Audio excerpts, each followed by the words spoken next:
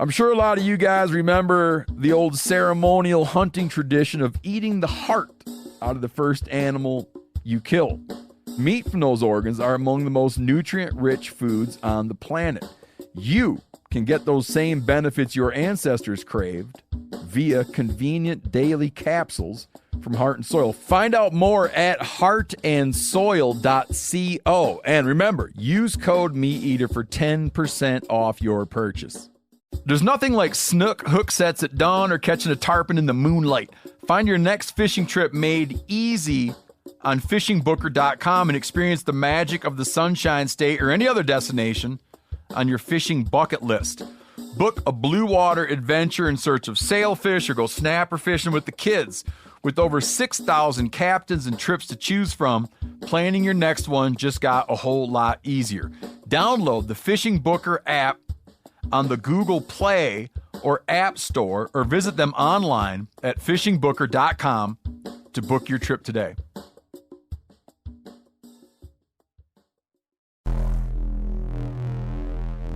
Welcome to the Wired to Hunt podcast, your home for deer hunting news, stories, and strategies. And now, your host, Mark Kenyon. Welcome to the Wired to Hunt podcast. I'm your host, Mark Kenyon, and this is episode number 229. And today, Mark Drury of Drury Outdoors is back with us again for the follow-up to his unbelievably popular Predicting Deer Movement episode that he did with us back in 2015. And this time, we're taking things to a whole new level.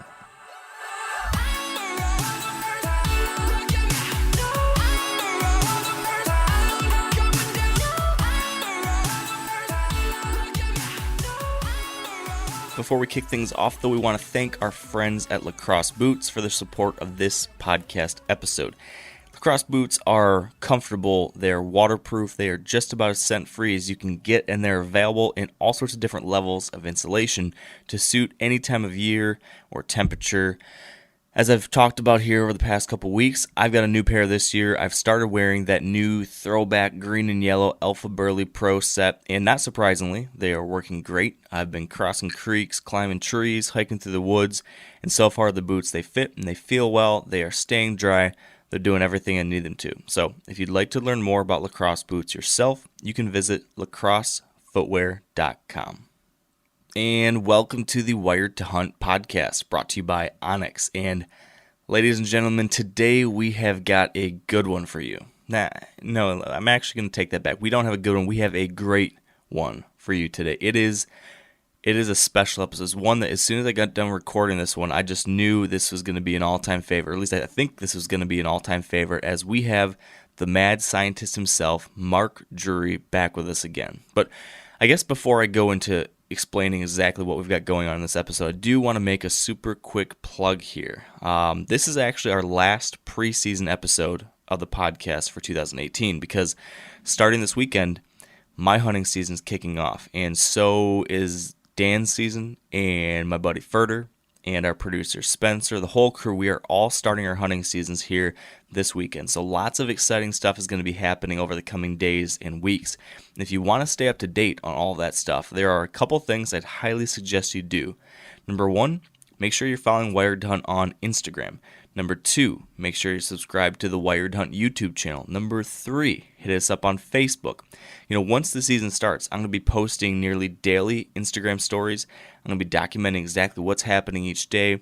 On YouTube, we're going to have our weekly video blogs. And then, of course, I'll be sharing lots on Facebook too, including Facebook Live Q&A sessions, which I was doing last year during the season. And I'm going to be starting those up again for the season here next week. So make sure you're tapped into all of these things so you can follow along with what's going on, not just on the podcast here, but really can see it and feel it when we share across all these different platforms. So it's going to be a fun year. Make sure you've hit the follow, hit the subscribe buttons. It's just going to take a couple seconds, and hopefully it'll be worthwhile and a good time for you. So now with that little plug out of the way, as I mentioned, Mark Drury is back with us, and our goal for this episode was to produce a sequel to the podcast that we did back in 2015. That was episode number 63, titled Predicting Deer Movement with Mark Drury. And in that one, Mark walked us through all sorts of different factors and variables that he looks at when trying to determine when and to what degree deer will move. This is important because It's going to help you understand maybe when you should take your vacation days. This will help you determine maybe when you should go hunting at all. This will help you determine maybe when you should be aggressive and push into your best places, or when you should pull back and hunt more conservative stands, or hunt some public land instead of pressuring your really good stuff. So understanding when deer might move the most, or when that 1 or 2 days when that mature buck might get up on his feet, that's really, really important, because just timing your hunts, making sure you're in the right places at the right time, that's probably the most important thing that I've picked up over the last 10 years that's helped make me so much more successful. So this past episode we did with Mark, number 63, it was all about this idea, and it was wildly popular, and it got called out by a lot of our listeners as one of their favorites of all time. So I knew I eventually wanted to get Mark back on the show to take things even further. And now seemed like the perfect time to do that, because there's this new mobile app that Mark and the team at Drury Outdoors that they're launching. Is called DeerCast. And this DeerCast app is really tied in directly to this whole idea of predicting deer movement. I've tried it out now myself. It is very cool. It's very useful. I'll let Mark explain it to you guys here himself in a second when he gets on. But what I can say is this. If you enjoyed episode number 63, this one it's going to knock your socks off, I think. We just go into so much more detail. We examine all sorts of specific examples and situations. I took a bunch of questions from you, the listeners, about the first episode we did with him, and asked him questions about, the things that you were confused about from last time, the things you wanted more details about last time. We explored the impacts of cold fronts and barometric pressure and precipitation and cloud cover and wind speed and direction and thermals and the moon and humidity and time of year and annual patterns and all of that in just greater detail than ever before. I really think this is a masterclass on predicting deer movement. I will say this though, if you're new to deer hunting, this one might be too in the weeds for you. At a minimum, I'd say that you should listen to episode number 63 first. And even after that, if this stuff seems confusing to you, don't get worried about it. This is kind of like graduate level material or PhD level material. So go back, listen to 216, which is an intro to deer hunting. Focus on those basics. Don't get too wrapped up in this stuff yet. But if you are a salty old veteran of the woods, and if you're a deer data geek like me, I think you are going to love this one. So, rather than beat around the bush any further, I think we should just dive right into this one. So we're going to take a very quick break here, and then we'll get Mark Drury on the line for this Predicting Deer Movement Masterclass. I really hope you enjoy it. And that said, we do need to have a quick thank you here to our partners at onX for the support of this podcast. onX is the maker of the onX Hunt app, which is a mobile mapping application that shows you aerial and topo maps, shows you public and private property borders, hiking trails, campgrounds. It allows you to mark waypoints, track where you've walked, measure distances and areas, and a whole lot more. And as I mentioned over the last couple weeks, I've been using onX now for a number of years. This year, in particular, it's been especially helpful. I'm actually leaving, as I've mentioned recently here. I'm leaving this weekend for public land hunts in Montana and hopefully North Dakota too. And I'm almost 100% dependent on my onX Hunt app to see where this public land is, to find out how to access it, to map my ways in and out, to mark my tree stand locations, to plan where I think these deer are going to be coming in and out of, to measure distances from where I can park my truck to get into spots. It's just very, very useful, very helpful. I'll be, pulling it up on my phone every single day over the next week or two. So if you'd like to try it out yourself, you can download it from whatever mobile app store you prefer, but make sure you use promo code WIRED to get 20% off your order. So that promo code is WIRED, WIRED.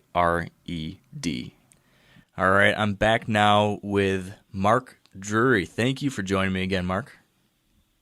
Hey, Mark, thank you for having me. I appreciate it. Yeah, I'm excited to chat because we got to chat a decent bit over the last couple of years with 100% Wild, but since I've kind of moved off from that this year, we haven't caught up in, 6-7 months. So I needed my mad scientist fix. So I'm excited about this today. I hear you. I'm particularly excited too because last time that you were actually on the Wired to Hunt podcast was way back in 2015, I believe it was. That was episode number 63. We're now on like 229 or 230 or something like that, so that was a long time ago. But that episode, you came on and talked with me and Dan about predicting deer movement. And we answered a lot of questions that a lot of people have all the time about what these different factors are that influence deer movement, how you look at it. I've always thought that you and Terry had a really interesting perspective on that, and watching your videos and shows. That was always one of my favorite things, was hearing why you thought certain things were going to happen. So we had that episode. It turned out amazing, and it ended up being one of our most popular episodes of all time. It's been downloaded just short of 100,000 times now. A lot of people have been diving into that episode. We've gotten so much feedback on it. I've had people were commenting today when I told folks that we were going to talk to you again about this topic, that said it's the best audio piece of content that's ever been put out in the hunting industry, is what one person said. So so we've got a high bar to get over today to try to top that. But I'm hoping we can, because my idea was to go to like the 201 level. If that was like the predicting deer movement 101, this could be predicting deer movement 201 or 301. And where I'm getting with this is that all this is top of mind for me right now, because you guys are launching a really cool new project that kind of is all about this DeerCast app you guys have got going on. So I guess the first thing I'm curious about, Mark, can you give me like the DeerCast 101 at the highest level, what this is? And then we can kind of dig in from there, because I think you're putting together a tool that's going to be really, really helpful, that's related to everything else I want to talk about today. So I'm excited to hear more about this. I think so. If our initial conversation was 101, and today we're going to talk a little bit about 201, DeerCast would be, a graduate's course or a master's course.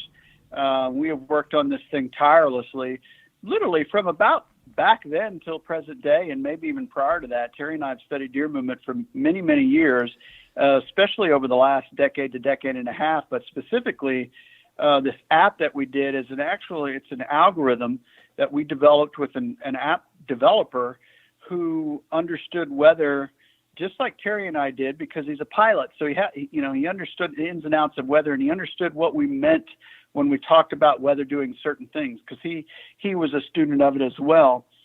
But he was not a deer hunter, which was good because he had a clean mind, but he has a brilliant mind in terms of we were able to create an algorithm that on an hour-by-hour basis in your location, in other words, the app user's location or a location that he sets, or if he has his location services on, wherever he's standing or they are standing, it will on an hour-by-hour basis interpret 11 different weather conditions.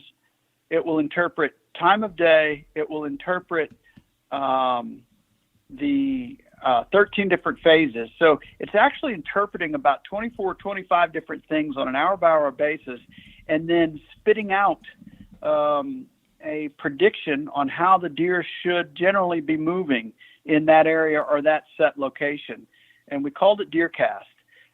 So the things that I used to take hours to study and then decide, okay, I think here's the day this week the deer are going to move. This thing does in a matter of seconds, and it does it over and over and over again all day long, all season long, wherever you're at or whatever locations you put into it. You can put multiple locations into it. So it is, in my opinion, and I said this the other day, that the app almost knows what the deer are going to do before that deer knows what he's going to do. He'll know it a few days in advance of when the app will know in advance of when the deer know, because deer move on instinct. We've patterned that instinct and how they behave in and around certain weather patterns. And we've plugged all that into an algorithm that interprets the weather and then spits out what the deer should be doing. Now, the app can't tell you where to sit. It can't know if coyotes cleared your bed that day. It can't know if 3 trespassers walked your farm, looking for a stand or a camera. It can't know those things, other influencers, but it can know the weather and how it should influence deer movement. We also have a set pessimism in this app for really heavily hunted areas. So we took it to that level. We have a little bit more of an optimism for lighter hunting areas.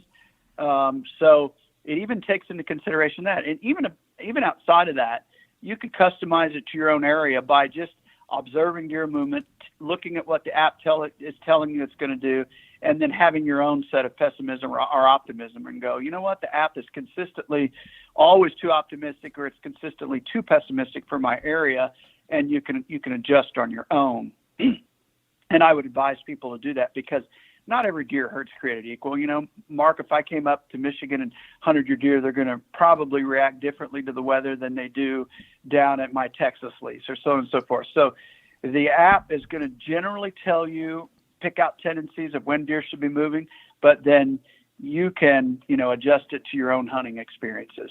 The app is free this first inaugural season for everybody to use and understand. And we've got some tremendous help in there in terms of how to use the app, how to hunt with the app, some really cool visual tools that should help everybody understand it. In addition to that, the entire Drury Outdoors library is found within this app. So there's 115 DVDs that are found within this app. There's over 20,000 minutes of DoD TV content in there. There are stories there that are being uploaded on a weekly, daily basis. We have 12 staff writers that are writing, hunting content for us. It's pretty incredible offering. And for the first time ever, we have DeerCast Now. And everybody wants to be, immediate gratification, be in the now, be in the know, behind the scenes. Well, every kill as they happen from the Drury Outdoors team, and historically we kill about 100 a year, they'll be on the app the moment we can get them up there. In other words, if Matt Drury goes out and kills a 180, we're going to try and get that sucker uploaded onto the app, the actual kill shot that day, with how he killed it and what's going on in his area, so that people can not only learn from the app and the weather predictor and the deer movement predictor, but also how our guys are succeeding in the field, the tactics they're using, et cetera, et cetera. So it's a very fun-filled app. It's a smart app, and it's a product we are very proud to put the DoD and the Drury Outdoors brand on. Yeah, it's pretty incredible. Like, when I first heard about the idea of an app, I had, I knew it'd be interesting, but when I've heard about what's really going to be in it, my mind's a little bit blown. You guys have really outdone yourself, I think. I can't wait to get my hands on it. Can you describe, though, what like the output looks like, if going back to the DeerCast portion of it, the actual predictor portion? So I go in there, I've selected my location. Now I'm looking at like my 5-day forecast or whatever that might be, trying to figure out, okay, what's the best days, or how are this upcoming weekend look? Can you describe just a little bit of what we're actually going to see? Is it just going to say like Friday good, Saturday great, or is there more detail? What is that going to look like compared to like a typical weather app or something? Absolutely. It will remind you of a weather app in terms of, it states certain things that are important to hunters. And these are ones Terry and I picked out. For instance, I'm looking at my DeerCast version right now, and it says, today, my location is set for the farm, and it tells me that today's average high is 84, which is very important. And I don't know, did I speak much on the departure from average temperature in 2015 and how important that is for deer movement? A little bit when we talked about fronts. I definitely want to dive into that more, though. Okay, so the first thing it states is today's high and low, what today's average high is, which is very important. It tells you sunrise and sunset, very important to every deer hunter. It tells you moonrise and moonset. It tells you the precip chance. It tells you the barometric pressure, and it tells you the wind direction and speed. So there, in one quick snapshot, basically tells you everything a deer hunter wants to know on a day in and day out basis. And those are some of the weather conditions. Like I'd have to go to 3 different apps to find all of those out and write them down. I don't know about you. I've never seen one state it like that. This one has it all right there in one screenshot for today. If I touch today, it then takes me into the DeerCast. All right. Today, the morning is good. Evening is good. There are 4 categories of movement, which if you think about it, they either move really good, really bad, or somewhere in the middle. So our different categories are, poor or bad, poor, good, great. That's the way that we broke them down. You can click on tomorrow. It'll give you tomorrow's DeerCast, Thursdays, Fridays, Saturdays, or you can click hourly detail. So it'll give 5 days worth of DeerCast, and we could have given 15 if we wanted to. However, because of the variability of weather forecasts, we felt like it would be an injustice to the hunter for him to plan a hunt 10 days out, when in reality, that weather data is about 20% accurate 10 days out, if you know what I mean. If you look at every weather forecaster out there, they're most accurate within about 24 to 72 hours. So thusly, the deer cast is going to be much more accurate in the short term than it will be long term. We've extended it to 5, but we didn't want to go beyond that because we felt like 6, 7, 8, 9, and 10, as we watched it last fall, we had a deer cast beta test on a 10-day forecast, but hell, by the time you got to day 6, 7, and 8, it was no longer accurate because the weather forecast had changed 15 times. So we give it to 5, but we will absolutely admit the days that are most accurate are the ones where the weather forecast is most accurate. So therefore it's days 1, 2, and 3. Okay. But you can click into the hourly details, and then in the hourly details, the top line is deer movement, and you can scan your hand across that and or your finger, and it'll take you across 5 different days and show you the trends as they're trending to better movement, stable movement, worse movement, as it's tailing off, and then stable, poor movement, whatever it is. You then go into it also on that same line. All of this is at once. It shows you deer movement. It shows you barometer. It shows you precipitation. It shows you cloud cover. It shows you temperature. It shows you average high. It shows you wind direction and wind speed. So all of that, and that's not all the predictors that you're looking at, but all of that is what the app's interpreting, and that's what you can see on a daily basis. So then you go right below that, and there's about a 10 to 12 minute video that says phase 1, because that's the first phase.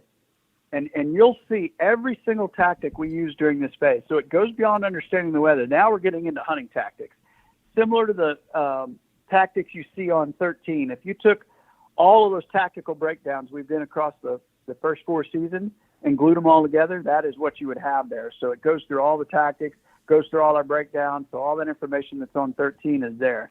After that, it then goes, Then it goes into a variety of different interviews that Terry and I did in terms of the influencers for that day. The first one will be time of day, so that you understand clearly in phase 1 when we see the most daylight activity. So always watch time of day. That's very important for each phase.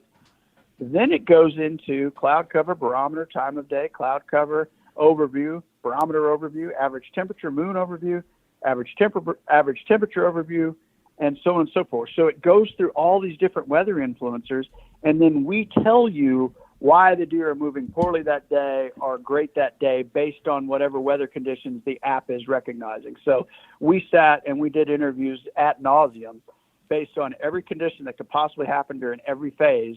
And when it comes up, you will see a video of Terry and I breaking it down, what that weather condition's doing or should do to your deer that particular time of the year. It's pretty thorough.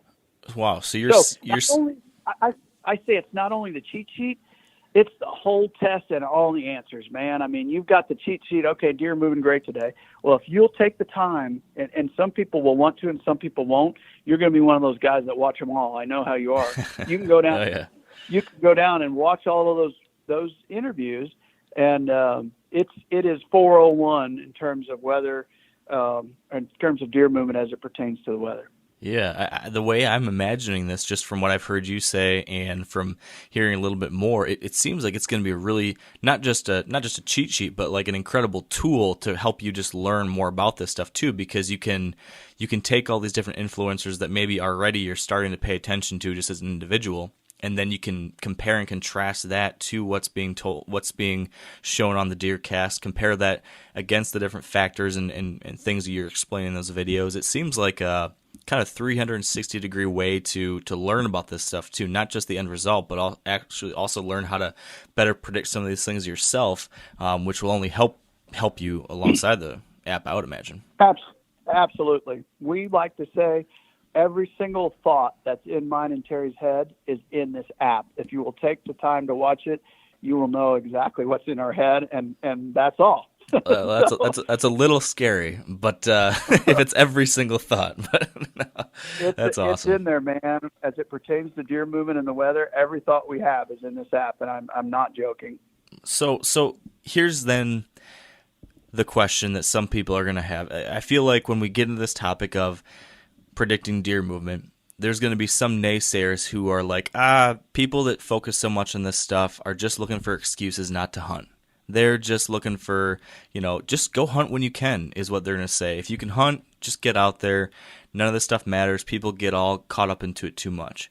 So to that person, could you tell me, what would you tell them? Why is this important? Why is it important to be able to predict deer movement? Well, I'm that person. I mean, I hunted every single day of the Iowa bow season last year, from start to finish, every day of the Missouri season. If I wasn't in Missouri, I was in Iowa, vice versa, or I was in Texas. I hunted every day of the season last year. So whether it said good, bad, or otherwise, because it's in my soul, I want to go hunting. However, where I hunted varied drastically based on the deer cast that I was looking at and what I thought was going to happen. And I've always been that way. I will not go into those premier great spots on a bad day. I will, however, still go hunt. Maybe it's an observatory stand. Maybe it's somewhere where I'm trying to look for another buck. Maybe it's a stand where I just want to go take a doe, things like that. So it helps you understand the good places to hunt, the bad places to hunt, and when to hunt them. So absolutely, I'm that guy. Go hunt every single day, but make a good choice about where you choose to sit. Yeah. So would it be fair to say that you have, all these different locations across your hunting properties, that there are certain times of the year that certain spots can be hunted or cannot be hunted? There are certain types of days, like good days, bad days, poor days, great days, that certain stands will be ranked according to all these things. So you're every day looking at this and saying, okay, based on my prediction of deer movement, it filters the list of possible places to hunt, right?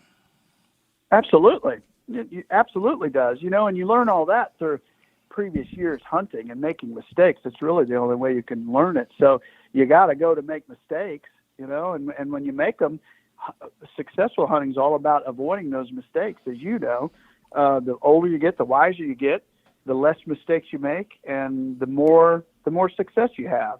And that's part of any process, regardless of what it is, whether it's golf or archery or hunting or baseball. Man, you learn from your mistakes. And the good ones, smart ones, don't make many mistakes. Yeah. Deer are the same way. Look at them when they're a year and a half. Go hunt that guy and then go hunt him when he's 4 or 5. He's made every mistake in the book. He's still alive. He doesn't make them twice. Yeah. Generally, doesn't make them twice. That's why they're the toughest game animal to consistently kill, in my opinion. Yeah. Mature whitetail buck.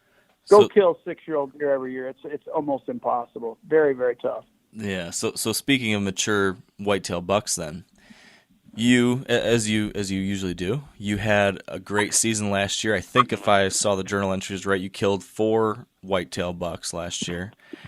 Do you are any of one of those, or maybe 2 of those, an example you can share with us about how the predictions influenced that hunt, how you changed your decision making or your actions based off that prediction, how that ended up leading to success or anything along those lines? Everyone I used DeerCast for, because we were studying it so intensely. And, I also filmed several people kill deer last year, Taylor and my sisters and Bruce Pettit. And, we had a tremendous season.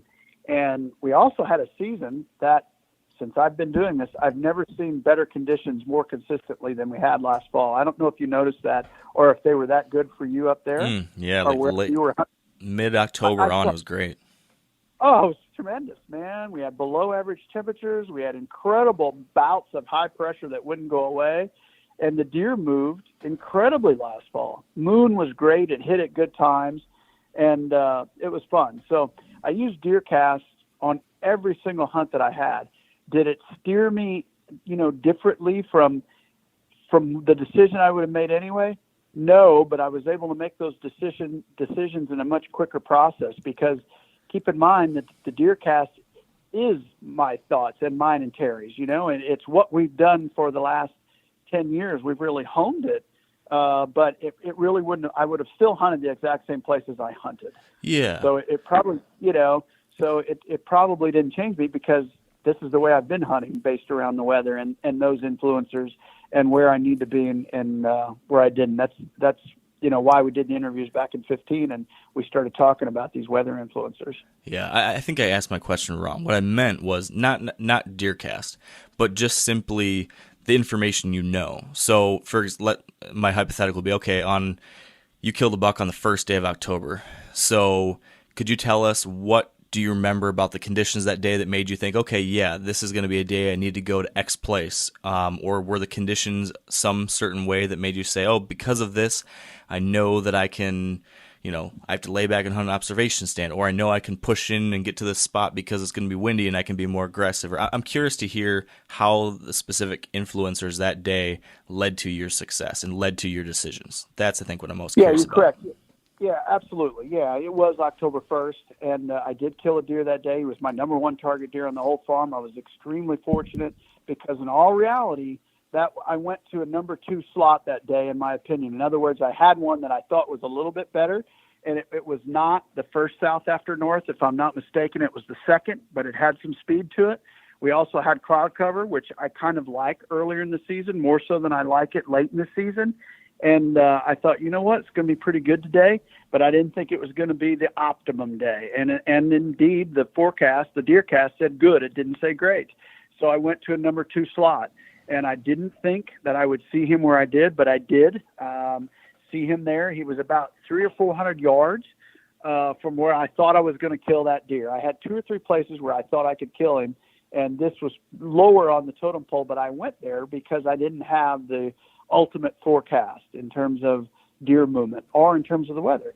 And I just got very fortunate that he walked onto that field that night. I had history of him in that field in years past, and I have history of big mature bucks in that particular field, but I didn't have as much history there as I did in a few other places. So I think the stars kind of lined up, and I had some good fortune there. But the DeerCast pushed me to go to a number 2 slot instead of number 1 as far as what, in my mind, was the best place to kill him. Interesting. So then my next thing I'm curious about then is, could you describe what was the scenario there that made that a number 2? And then what was the scenario in the top spots where you thought you were going to kill him? Like, what was the terrain, or what was, I'm just curious to understand. Totally frequency of pictures of him. Totally frequenting that area in years past and already last year. That was what made my determination. He was my number 1 target, so that's the only buck I was going to hunt. So therefore, I was only hunting him based on previous year's pictures. I had another one close to a pond, a staging plot that I got him a lot at the past 2 or 3 years. Probably 40 or 50% of the daylight pictures that I had of that deer was over there at that spot. So I considered it my number 1. And then this number 2 spot, I had maybe 20-30% daylight activity on that field, and then obviously daylight activity in between, but I wasn't going to go into the cover that time of year, man. It's all about green. It's green revisited, and both of them were green food sources. One of them I planted in case we got good rains, and it came on and it did well. The other one was a clover field, and that's in case you don't get very good rains. Those clover fields are incredible insurance policies for years where you're in a drought and barely get any rain. They'll get green quicker than an annual plot that you put in. So I had options for him, and he was my number 1 target going in. Yeah. So what about a scenario where you get the bad conditions? Let's say it's early October now, and I guess let me reframe this. During that time frame, could you outline for me what like an awful day would be? So what would be the influencers or conditions that you'd see and be like, ooh, this is going to be a bad day. DeerCast is showing me bad, but you still want to hunt. So what do you do in that scenario? Dropping pressure, third day of south. Second day of south is usually tough. After, say you've had a cold front, a bunch of norths with high pressure, and then the first day of south always awesome.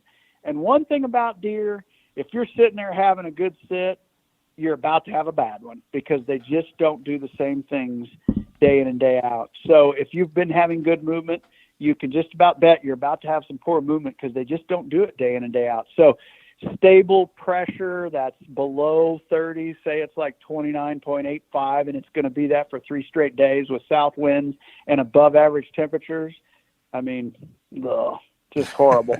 It's horrible. I mean, it's just, when those temperatures start to creep above that average high and really depart from it, it is such a deterrent. It's not even funny. It's almost a linear relationship between departure from average high, whether that be in the positive or negative direction, and overall deer movement. It's a major influencer. It's one of the key things that we look at. One of 11. Yeah. Is it fair to say that would be top of the list, number one? No, it's one of them. It's one of them, but pressure's also up there. Wind speed, wind direction's up there, precip's up there. There's a lot of them that are very close in relativity. So but those vary. That varies from phase to phase. That's the other thing we've picked apart here within DeerCast. Like, there are certain influencers that are much more important in phase 1 than they are in phase 12 and 13. And the algorithm looks at that and then interprets the importance level and ranks them accordingly. So therefore, they are weighted differently by phase based on the way we've seen them affect the deer by phase.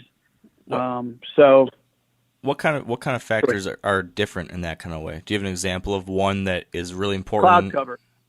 Really? Cloud cover is a major differentiator, yeah. Early season, clouds almost always accompany cooler weather, rainy days, and the deer move like crazy. Later in the year, you've eliminated what they're most looking for, which is thermal cover. In the early part of the season, you eliminate thermal cover, it cools the earth, they move better. In the latter part of the season, when it's cold and you eliminate the sun, they get cooled off, and therefore they don't move as well. So it is an influencer early in the season.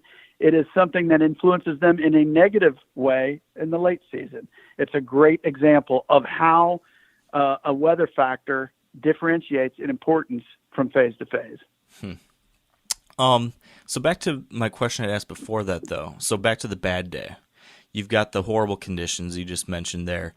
What do you then do from a hunting standpoint? What's your go-to move for those lousy days? I'm going to hunt something on the extreme outskirts of a farm. I'm probably going to go try and fill the freezer with a doe, or I'm going to sit somewhere where I might be able to kill a buck, but I'm also observing something that helps me learn a part of the farm. I do a lot of hunt/scout days. In other words, I don't think I'm going to go in for the kill. I'm not going for the home run. So I'm going to sit somewhere where I can learn something and become better at a certain part of the farm in future days. I do a lot of observation.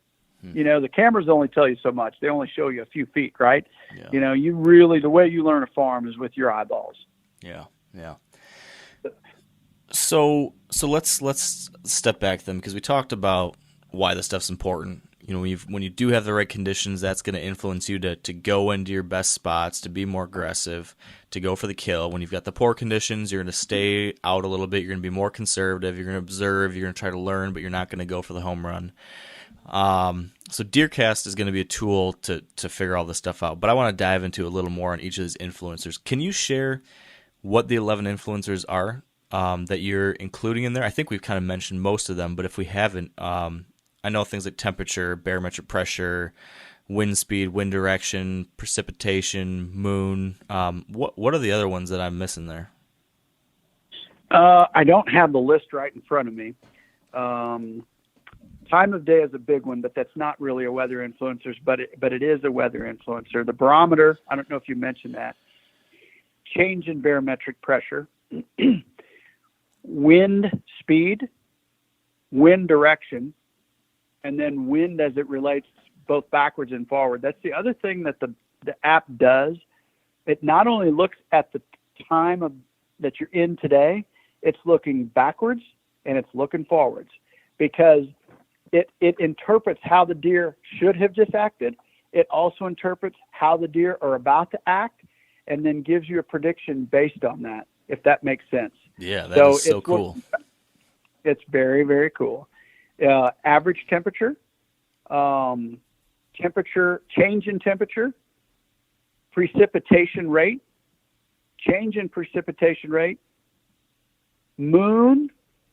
I think that's probably 11 of them. I don't know if I missed any. Those are just off memory. I don't have my list right in front of me, but I think I've hit them all. Yeah, yeah. Cloud cover. Did I mention cloud cover? Changing cloud cover. Yep. So like you, I geek out over this stuff. This stuff fascinates me so much. And obviously a lot of other people, because I know you've been inundated with questions over the years, and I've been inundated with questions over the years on this stuff.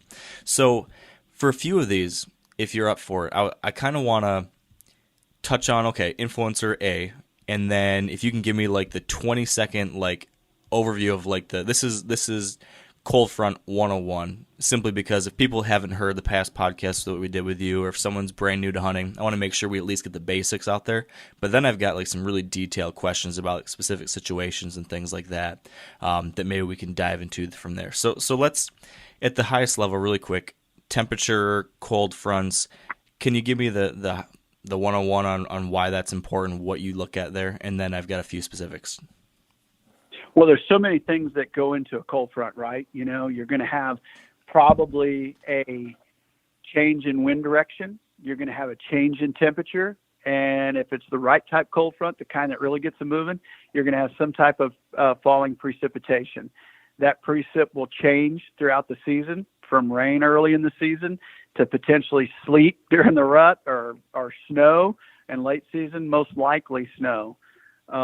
So if you look at every cold front, I always say you want to kill white-tailed deer, don't miss any cold fronts. And I'm talking about just ahead of it, during it, and after it. That, in a nutshell, is when the best of the best deer movement happens. It's just before it, during it, and after it. Not every cold front is created the same. In other words, there are some that barely move the needle, and there are some that move it a bunch. How the weather changes in and around that cold front, the greater the change with the cold front, generally the more drastic and the better the deer movement. The less the amount of change, the less extreme influence it will have on the deer movement. Okay, that makes sense. So on that topic of fronts, one of the most common questions that I get then is, okay, what about the timing of the front? So you talked about it's good before the front, it's good during, it's good after. I think people are always trying to figure out more detail about that. So how far ahead of time, and then how long afterwards? Is it 1 day after the front passes? Is it 2 days? Is it 3 days? Can you give us some detail as far as that? And then also, how would you rank that? So if I had to choose between before, during, or after, what's 1, 2, 3? All are a 1. That's for sure. All are a 1. Okay. Meaning tops. Never miss just ahead, during, or after a cold front, because you never know when the best is going to be or where you're going to be sitting. Back to your question of how far ahead of the front, it's very close to it. In other words, if the front's going to pass during the night, it's that evening sit before. Okay. And that just depends on the phase. If it's a phase or the time of the year when afternoon movement is generally a little better than morning movement, in other words, it's a feeding time of the year, take phase 1, then the front that's going to pass during the night is going to influence the previous feeding time, if that makes sense. So if opening day is the 15th of September and there's a front supposed to pass at about 10, 11 o'clock that night, the cold front's coming, but it's not there yet, that evening's going to be pretty good because they're going to be feeding in anticipation of that front. If, however, it is opening morning when feeding is not nearly as important, and say the same time gap is in front of you, in other words, dark as at 7 o'clock p.m. or 7:30 or 8, and the front's supposed to pass at 10, so say 3 hours ahead of the front. Well, if the morning movement at that time of the year is about 7 a.m. and the front's going to pass at about 10 a.m., that's not going to be nearly as big of an influencer of the morning as it would have been in the evening, because evening times are better that time of the year. Does that make sense? Yeah, it does. Yep. Okay. So it's all very, very detailed. And I said that app's 401. Like, the app interprets every single one of those factors on a minute-by-minute basis or second-by-second. Like, it will spit that algorithm out nonstop for you right exactly where you are. It's interpreting everything I just said, but it does it in real time, as opposed to like I said, it takes me hours to sit and look at a forecast and look at various apps and come up with the actual prediction. The app does it for you. In fact, I found myself getting a little bit sloppy last year because I was so dependent on the app. I mean, I still had all this knowledge in my head, but there were times of the year where I actually forced myself before I looked at the app to go through and come up with a prediction and go, I think it's going to say this. And then I'd go back and double check it, because it's human nature. You get tired, you get run down, you go, well, I'm just going to look at the app instead of looking at all these different sites and figure all this stuff out. Because it's really a thinking game, man. If you're trying to analyze what time of the year you're in, what all influencers are coming, how they were 2 or 3 days ago, how they're about to be, man, the app's a lot easier solution, but you do it. You just get, it's the understanding of it that makes it sweeter. Yeah. That's a lot of the fun part, putting that puzzle together. But this is nice to be able to look at, to quickly confirm things or to dive in further. Now, something just came to mind, and I don't know if this is something you guys already have baked in or not, but is there any possibility of there being like a feedback mechanism to this? So if I have the DeerCast app, today's supposed to be a great day, I'm out there, and it doesn't end up being that case. It doesn't end up being that way for me, or whatever reason. Is there any way? Right, but what influenced that? Right. Yeah, there's so many outside things.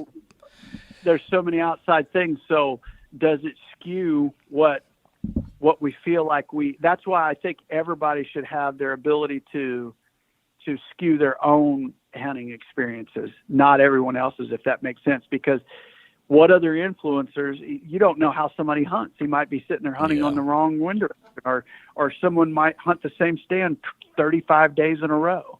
And the app that's not a good idea. Saying great.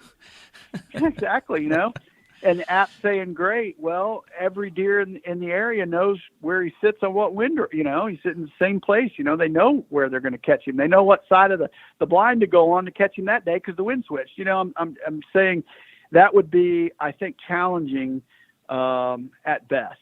Yeah, no, that makes sense.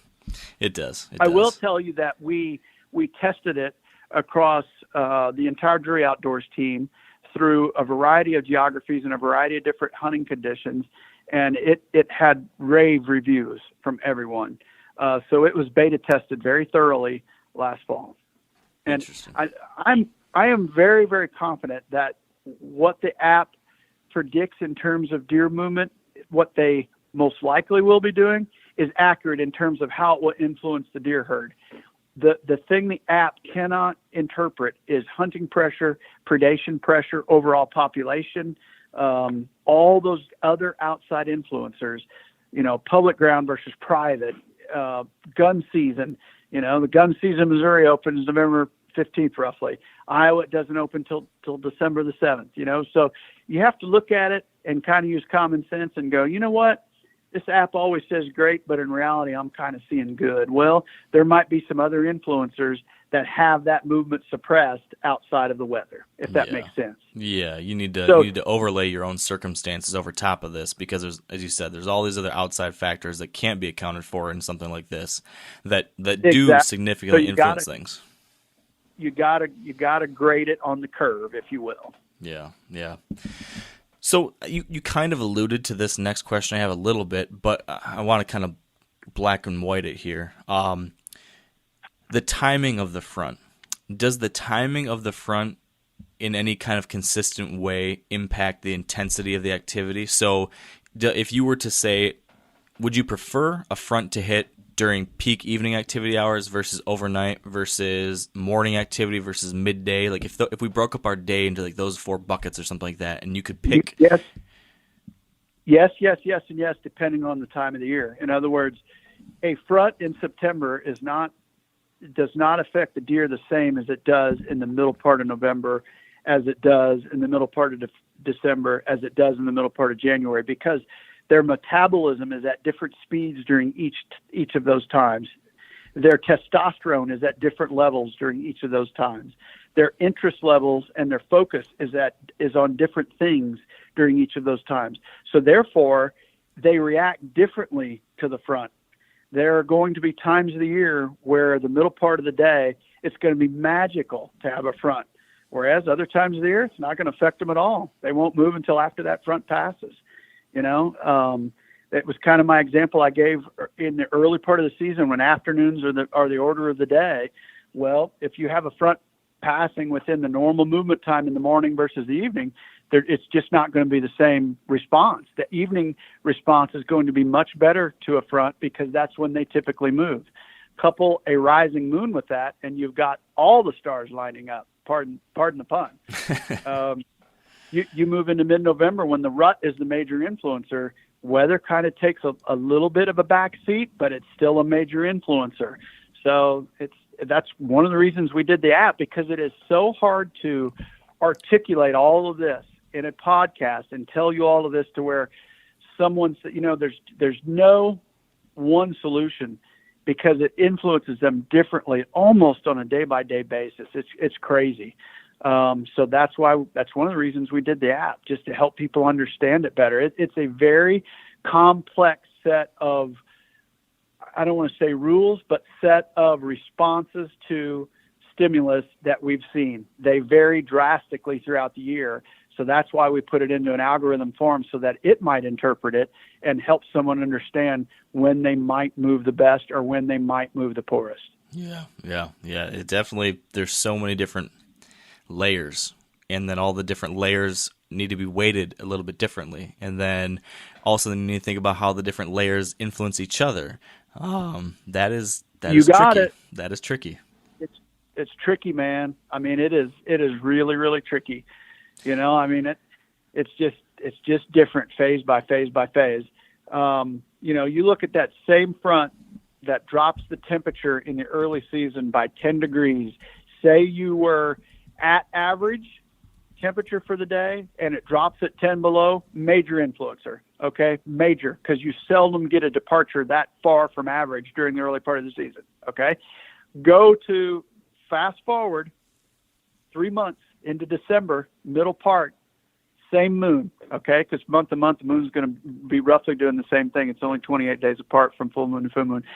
All right, so you're a little bit earlier in the month. 10-degree drop in temperature from average high in December versus September. Monstrous difference. You know what I'm saying? It doesn't have nearly the influence it did in September or nearly the influence in December that it did in September. Now, if in December it's about to drop 30, now we're talking. Let's get going. It may take that much of a drop to have the same influence on the herd that you had a 10-degree drop in September, if that makes sense. Yeah, no, and that's a very interesting point. One I hadn't really thought about before. But it is all relative to the season, and pressure is the same way. Like high pressure in December, what it takes to make them move would explode their heads in September. It is unbelievable, the difference. The type pressure that I look for in December is actually a suppressor in September, because it's relative to the season and the temperatures. Okay. So there are peaks in pressure where it starts to suppress movement. When it gets so high, and you've probably seen these days where it's like, oh my gosh, we're approaching record pressure for this period. Why did the deer not move today? This is high pressure. They're supposed to move. Not necessarily. You can go above the peak in almost every one of these weather influencers, and the app picks those peaks up. How high a wind is too high? How big of a departure from normal is too much? How much will put them into a state of shock? Yeah. You go into early November when the rut's just getting ready to kick. Throw 10 inches of snow on them and depart from normal by 40 degrees. And watch it shut every deer in the herd down. Give me that same front in December, and every one of them's coming to a feed field. So it varies how they react to it during the time of the year and what their system is doing inside. Yeah, that makes sense. I keep saying that, but it makes sense. And you're going right where I was wanting to go, which is pressure. But very quickly before we do that, I have 2 follow-up questions. Number one, you were talking about the late season fronts, and something that I've heard people mention a lot. I haven't personally seen it as often here in Michigan or in many of the places that I hunt, but I've heard a lot of people talk about that during the late season, not just the big cold front temperature drops, but also actually the opposite. So when the temperature increases to mild conditions, maybe in late December, some people say that's a positive thing. Is that something you've seen, and what kind of specifics in that kind of way then would you need for that to be a positive thing? It absolutely is. And at that time of the year, and really any time of the year, it comes down to energy conservation. And if you watch a deer, and just the example I gave you, front part of the rut, major cold front, snow, it'll shock them and nothing in the herd will move. Well, they know what's about to happen, and they're conserving energy by bedding and just not doing anything. Whereas if it's more life-threatening later in the season, in other words, post-rut, where they've already expended, their battery's low, and they have to build that energy back up, that same front's going to put them on the food source.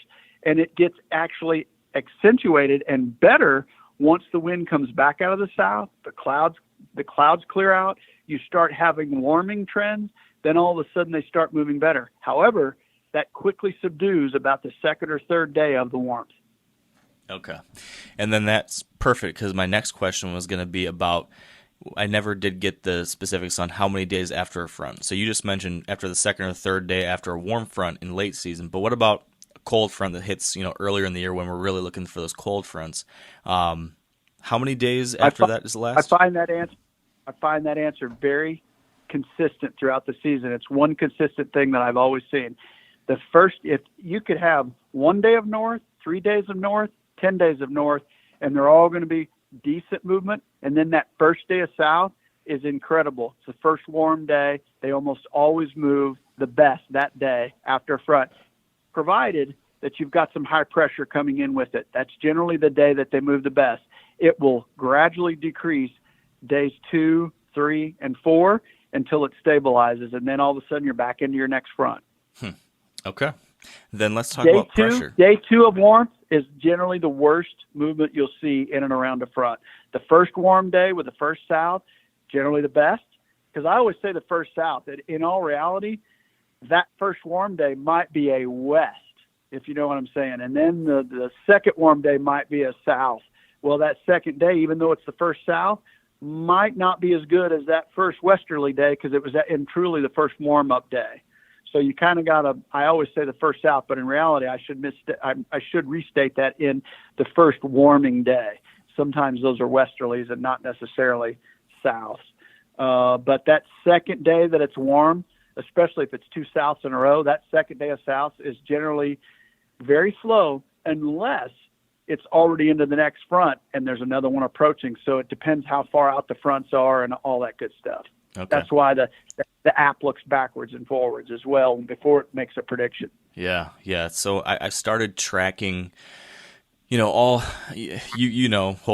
the whole story we've been talking about for years with that buck, and I started trying to track, every different daylight sighting I had of him and every different daylight trail camera picture I had of him, and then all these different factors and trying to correlate something there. So I had, sighting X, date, time of day, date or time of year, actual temperature, and then I looked at the previous temperature. So was there a temperature difference of 10 degrees or more over the last 2 days? What was the moon? What was the wind direction? What was the change in wind direction? I tried to track all these things like you're talking about, and it does get pretty crazy once you start factoring not just the current, but also the changes. But to all of these points, it really is, in many of these cases, it's not what the temperature is today. It's not that the temperature is 75. It's why if it's different. It's the delta. It's the change that seems to flip deer into gear, right? It's the changes between these different conditions.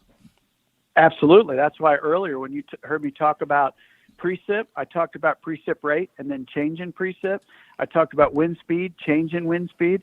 So it is the delta as much as it is the actual condition. That's correct. Yeah.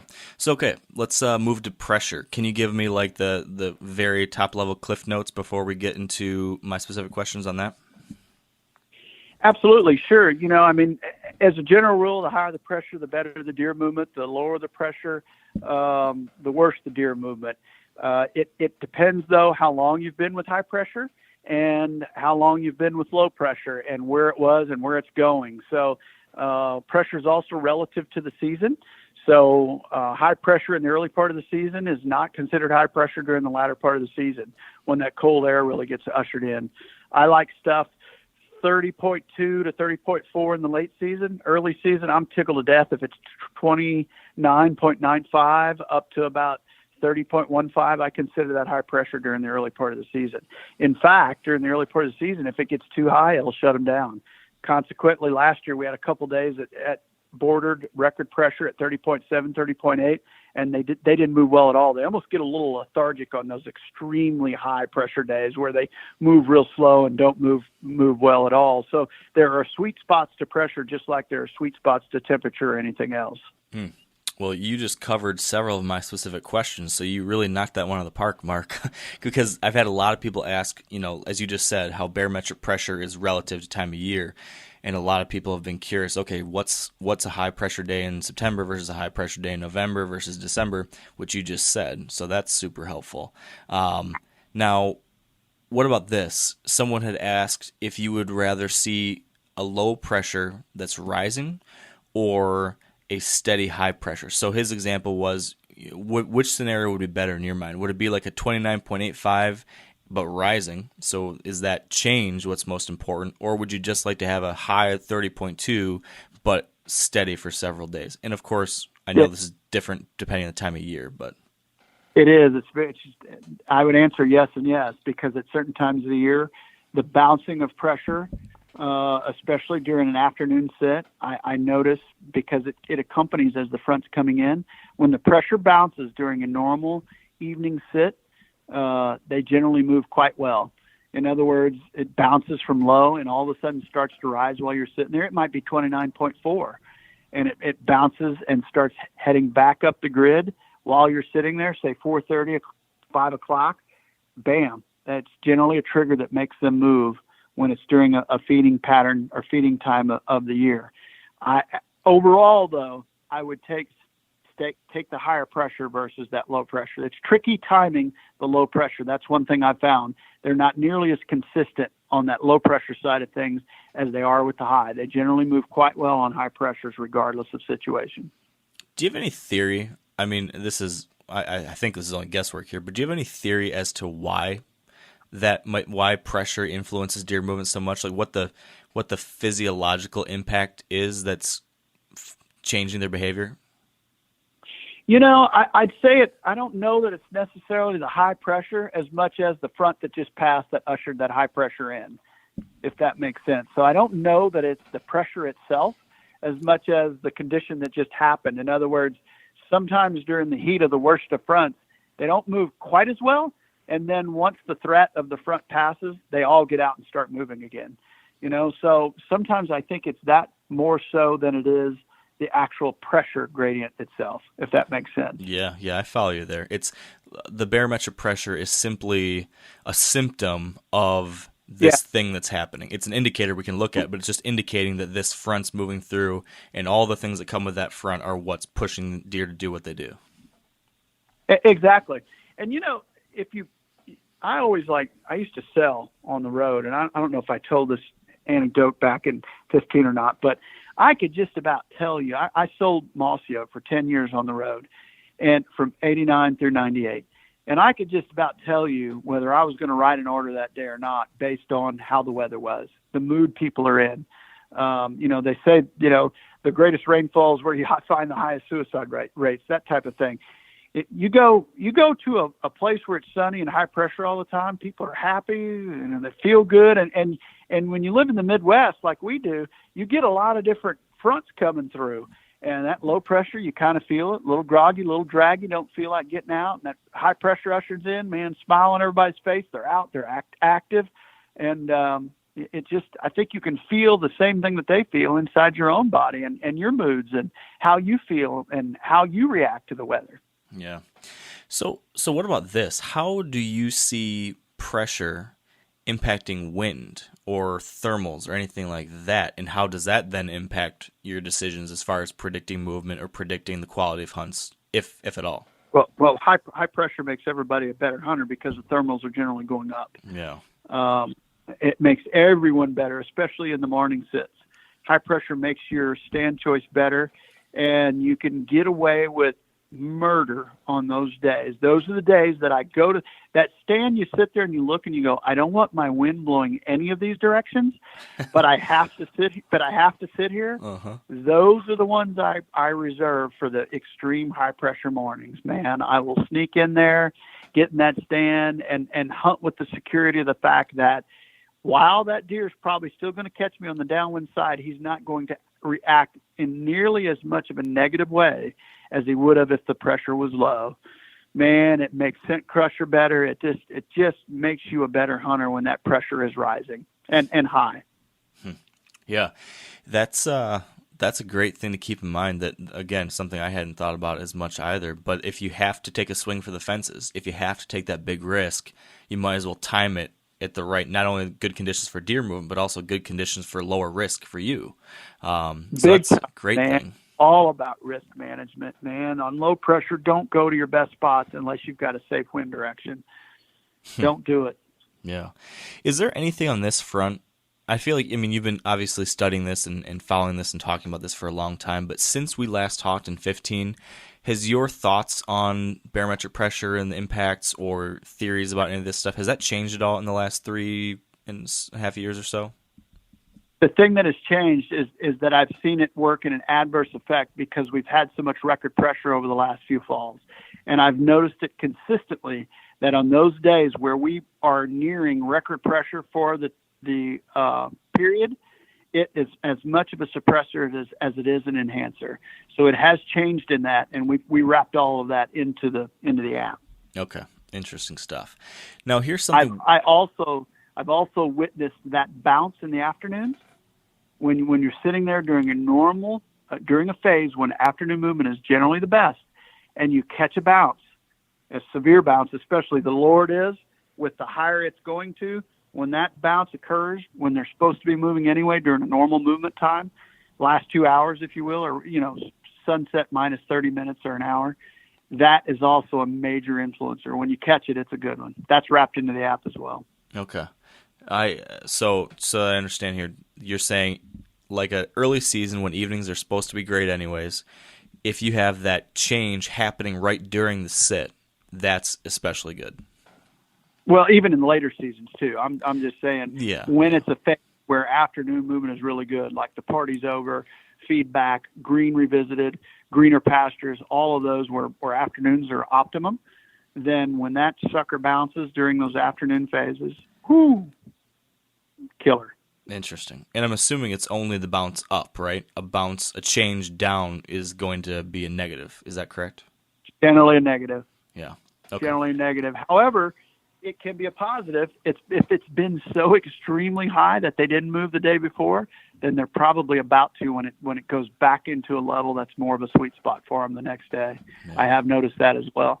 And generally, the other thing that I think they dislike about that really, really high pressure, what's happening on those days? Almost no wind speed on those days. Almost none. It'll be like 3 or 4 mile an hour or less the whole day. And they just, I don't know why they get wigged out with low wind speeds. Then all of a sudden the next day it drops down a little bit. Wind speed kicks up. Boom. Every deer in the herd's on their feet again. It's crazy to watch them they're fascinating creatures when you watch them on a day in and day out basis. Literally fascinating. Okay, let's take one last quick break to thank our partners at Whitetail Properties for their support of this podcast. And continuing our Land Beat video recommendations series, as I've mentioned in the past, Whitetail Properties got this great YouTube series going on right now called Land Beat. Want to give you a heads up on their latest version of that. They've got another one focused on fall food plots. And Tom James, really interesting and great resource when it comes to habitat management. In this one, Tom James talks about fall food plots and what his favorite seed combinations are for that kind of annual fall hunting food plot. And he talks about layering different types of forage in there. So you've got attraction from the early season all the way through the late. So check this one out. It's a quick video. It's called Fall Food Plots / Seed Combinations for Incredible Attractiveness. It came out not too long ago, so check that out on the Whitetail Properties YouTube channel. Yeah. So let's just go right there then, since you brought it up. Can you give us the cliff notes on wind speed and direction, I guess, how you think that influences things? And then I do have a couple follow-ups on that already. Well, I mean, again, it's the same answer I keep giving. It varies per phase. But as a general rule, when the wind's out of the north, they're generally going to move quite well. And then that first day out of the south, I think there are definite wind speed sweet spots, though. When that wind is below about 7 or 8 mile an hour, regardless of direction, they move less than if it is between about 8 and 15. 8 to 15 or 8 to 18, somewhere in that range, to me, is the wind sweet spot. As you get to 20 and then above that a little bit, it starts to suppress it just a little bit, or it may not suppress it, but it certainly makes them more nervous. There is a sweet spot for wind in terms of overall movement and in terms of overall relaxation of the animal. There is something about a 12 to 14 mile an hour wind where every deer is relaxed. They got their head down feeding, and they're not sitting there wigged out. It's crazy. It's almost like turning a sound machine on for a baby. It'll sleep like a baby. Well, those deer will come out and feed like they're supposed to. They're just not nearly as nervous in a mid-range wind as they are in a high wind or a low wind. Some of the worst days are low wind days because they hear everything. No wind, look out. Every deer in the plot's going to have her head up all night long. It's amazing.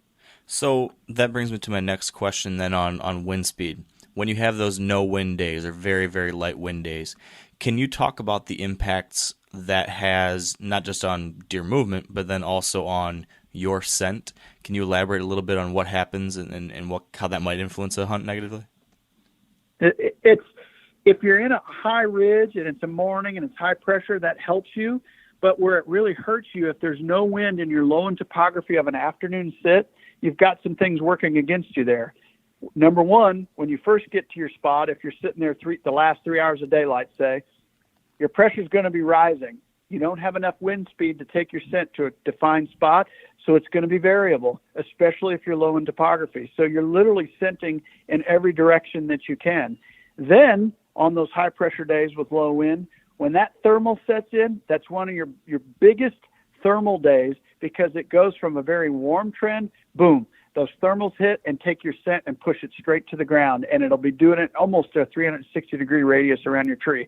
It's why we have been so successful on those days. It's why you see us hunting out of blinds when the wind's not blowing so often. You see us out of blinds a lot, but on those days, I'm generally low in topography, and I'm somewhere in a scent-proof blind, and every window is shut, even if they're fogging up. I have to keep my scent contained inside that blind. And it makes a huge difference to your overall success. I've been blown and boogered and spooked and seen and heard by so many deer on low wind days. It's very tough to get one killed with low winds. So what about if we're in a scenario we don't have a good box blind that can kind of seal in things like that? What would be like the safest bet? Ground. Get it down as close to the ground as you can. Get inside of a ground blind. Okay. You can always get that scenario set up for yourself. Yep. 100%. Get low and get in that blind and sit there and don't freaking move because they're going to catch you. Yeah. What's the threshold there? Where do you draw the line as to dangerously low? 7 and below. I hate it. Interesting. Predicted 7 and below is really a booger, especially if you're 5 and below. Whew. It's almost impossible to kill them those days.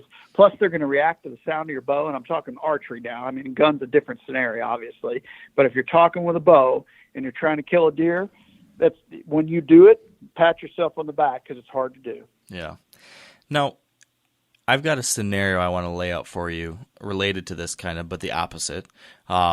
And I'm curious to hear if you think I made the right decision or the wrong decision, because I was put into a situation where I had to think through all these things we're talking about. I was looking at all these different factors to try to determine the first day to go hunt Holyfield last year. And I wanted to wait and strike for the first time with the best possible situation because he's very impacted by pressure. I thought I'm just going to have a handful of opportunities probably to get a stab at him. So coming to the season, I take what I said for a second back. I did hunt opening day, but then after opening day, I said, okay, I'm not going to go back in until all the stars aligned. One of the things I was using was the fact that I had historical encounters with him the past 2 years. 1 year was on the 24th, 1 year was on the 25th. And so I thought, okay, in 2017, I'm going to wait till that time frame because that's when he starts becoming daylight active based off these 2 years of history. So I thought somewhere around the 24th, 25th, 26th, give or take, is when I'm going to start hunting. So I had that in the back of my mind. And then I thought, okay, I want that time frame, assuming good conditions are present. So we get to like the 20th, the 21st of October, and as you probably remember, there's this big cold front rolling through. And I thought, oh my gosh, the deer hunting gods have shined on me. This is perfect. His historical patterns line up with like the first really great cold front of October. This is going to be dynamite. So I said, all right, the 24th, I'm hunting. It was going to be like 15 degrees cooler than the day before. I had the right wind direction to hunt an area where I thought he'd be. So I kind of had it set in my mind, I'm going to do it. That's the day I'm going to go in that night. But when I got to that day, the 24th, now all of a sudden it was really windy. It was much windier than what they'd been showing over the past couple of days. And I found myself, it was like noon, and I'm sitting here going back and forth in my head. Do I hunt because the cold front passed, the wind's the right direction I need, the time of year is right, we've got the pre-rut starting to ramp up. History tells me that he starts moving right around now. I can be right in that area. All those things said go, go, go, go, go. But then I see the wind speeds at like 20 miles an hour, 21 miles an hour. And is that enough of a negative impact to say no, negate everything else because that's going to hurt things? And again, I'm thinking I really need this first sit to be great is what I was thinking in my head. Well, I would have hunted him. Yeah. You would have hunted him. If you're asking me whether I would have hunted him, yes. Okay. Yeah. Well, then I feel less bad because I did go hunt him, but I went and hunted. I got into the tree, and the winds were worse than even the weather had said. It ended up probably being like 24, 25, something like that. And then I felt like it was swirling a little bit. It seemed like it was such a strong wind. It seemed to be just blowing off direction and pitching in towards the bedding. So I was in the tree for 10, 15 minutes, and then I said, I'm screwing things up. And I actually climbed out and left and just didn't want to screw it up anymore. So you're saying, though, my initial gut reaction was okay. It wasn't stupid to go in there. So was your secondary reaction. I would have left the moment it kicked backwards. I would have ran. Yeah, I basically did. Yeah, Okay. I would have. And if you feel like you know where a deer's bedding area is at, and you go in, and what you're dealing with there in that part of the season, the heavy foliage acts like topography. So in other words, the wind can actually kick over the treetops and then turn around and kick back because it's kicking off of a blocker, which is the full. If that would have been November 24th and 25th and leaves are gone, the wind might have been consistent for you in that same spot, That's why I wind scout a lot of places, or I certainly, when those things happen to me under those conditions and I write that down somewhere in my mind or on a piece of paper, I can't hunt here on this speed and ever again during this time frame, so you'll learn that. And you only do, like I said earlier in the podcast, you learn by making your mistakes. You got to go in there and get banged around a little bit and go, whoa, that's bad. The wind kicked back. Yeah. And more often than not, I think most people would have just went there and sat the whole damn night and said, hell with it. I'm here. That's bad. Don't make mistakes. Like, don't let a deer know that you're hunting them. And if you know that your wind is blowing into a bedding area, you're making a dumb decision. Yeah. So on that front, I sometimes have found earlier, I'm making better decisions now, as we just talked about. But one of my excuses used to be, if I'm in a tree stand and then like the wind seems to switch like that, or I notice that the wind has switched and it seems to be blowing into a bedding area, and I'm like, oh shit, it's blowing there, it's screwing things up. I used to say, well, you've already done the damage. It's already been blowing there for a few minutes. It's any deer that was there is gone or is smart to what's going on now. You might as well just sit it out because maybe something will come from one of these other directions. That's what I used to do. Is it good that I'm not doing that anymore, or is there something to be said about, it's like a sunk cost. You might as well see what happens on the other side. Depends how much time you have, For me, I'm down and I'm out and I'm somewhere where the wind's safe, or I'm in my truck up on a viewing point just to watch what happens, I don't like putting my wind over somewhere that I do not want it to be. And I avoid it at all costs and eliminate it any chance I get. I do not like that.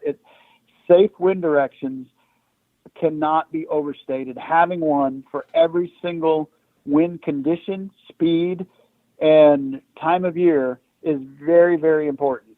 That's why I think no matter how many spots you got, you still don't have enough. Go find a good condition that you can hunt in where you have a safe wind direction. Because at the end of the day, if you smell you, if you're bow hunting, 9 times out of 10, it's over. Mm-hmm. Yeah. Switching gears. Yeah, and you don't see it happen. Like, that's what's wrong with it. Like, that's why it's hard to learn. You don't see the deer more often than not, if you're in thick cover, that's 500, 600, 700 yards downwind, reacting to your butt sitting there hunting on the wrong wind. You don't see it, so therefore, I didn't hear anything blow. Yeah, well, 5 different deer downwind, anywhere from 300 to 800, all smelled you and all took a change in direction and all will not forget your position. Like, they are masters at remembering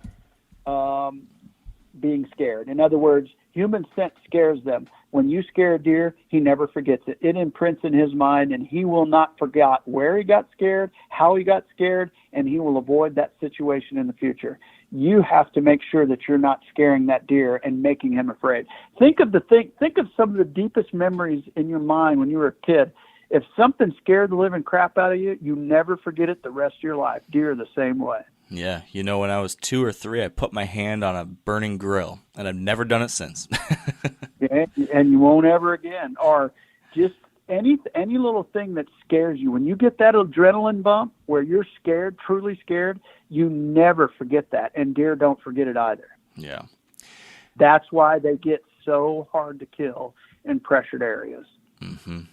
So 2 things that I've wondered about often on this topic that you just mentioned there, and you kind of threw out some numbers, but I want to pin you down on a couple of things here.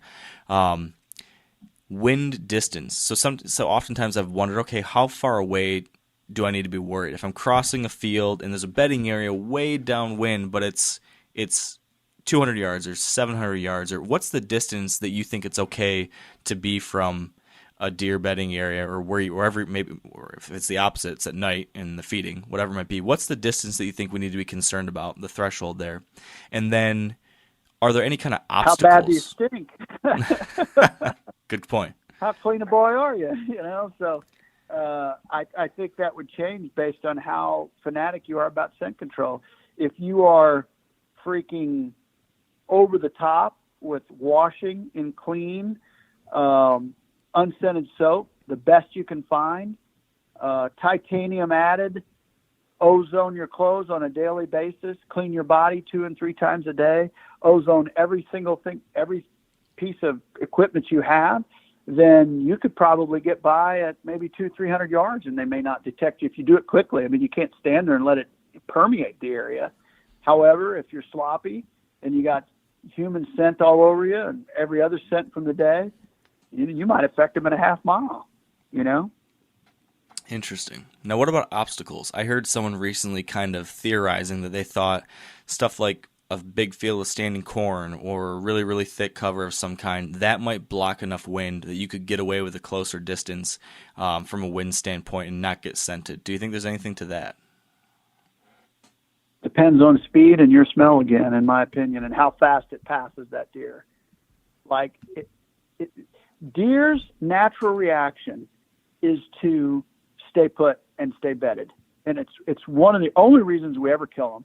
If they got up and ran every single time they smelled a human, heard a vehicle, heard a four-wheeler, heard a guy talking, you'd never kill them. Luckily, their natural defense mechanism is to just stay bedded.